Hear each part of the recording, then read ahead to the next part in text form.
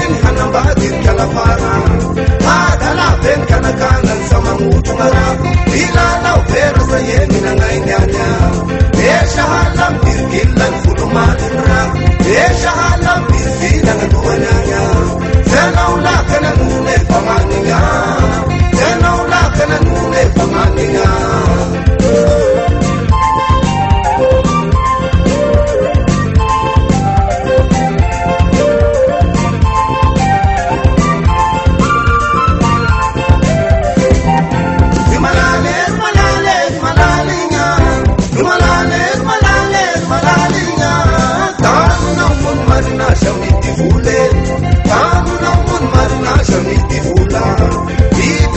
Madinatin kana kishen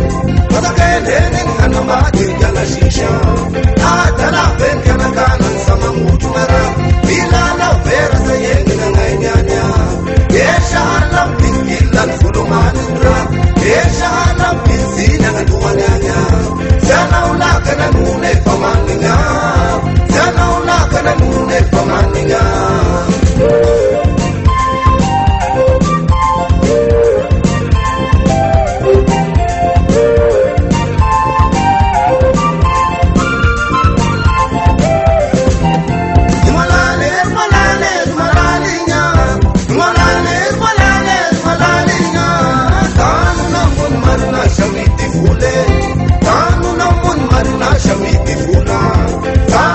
Vem que a festa virunua, sama shuni kilunga pele de kamishinua, sama shuni ama malao de kamishihene, sama shuni kilunga la de sama pela, chau welan ken fulan shofurake, aja perna fia fumadan tengarasya, sana ula kana nune pamandinga, sana ula kana nune pamandinga.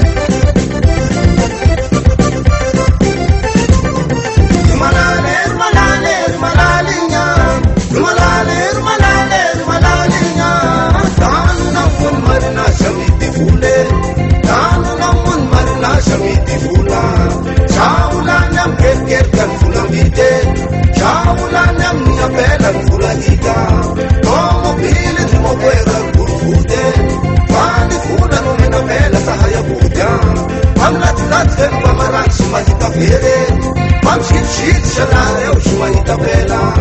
Zana ula kana